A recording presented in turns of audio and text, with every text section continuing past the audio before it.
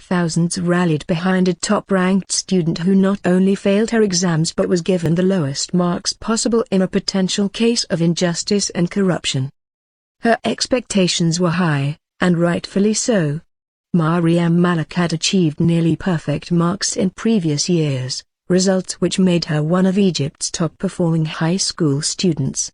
When final exam marks were announced, she eagerly scanned the list top scores, but to her surprise, her name was not on it.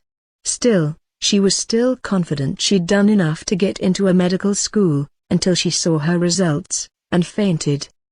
"I was completely shocked," Malak told BBC Trending. "I couldn't hear anyone, I couldn't speak. I thought, how can that happen? How can I get 0? Malak scored 0 out of 100 not just on one exam, but on all 7 she sat.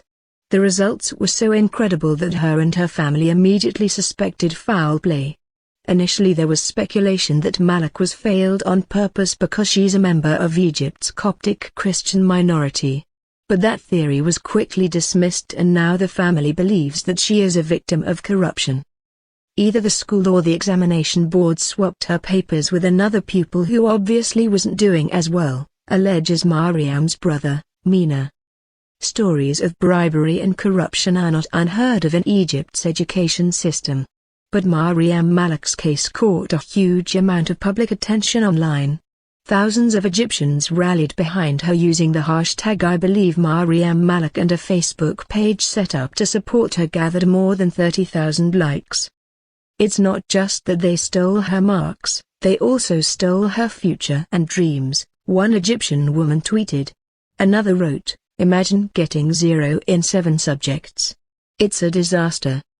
To get the minimum possible score, a pupil must more or less leave the paper blank, and whoever filled out Malak's exam papers merely wrote out the exam questions. The Egyptian Ministry of Education investigated and subjected Malak to 5 handwriting tests, afterwards concluding that the flunking exam papers were indeed hers. She and her supporters refused to accept that conclusion, however, and she even did a handwriting test on live television. It showed her writing is markedly different from that on the exam papers. And since her story came to light, another top student came forward to protest her own 0 grades. Malak and her family continue to hold out hope that her marks will be reviewed. They've met with the country's prime minister who, they say, promised to look into her case.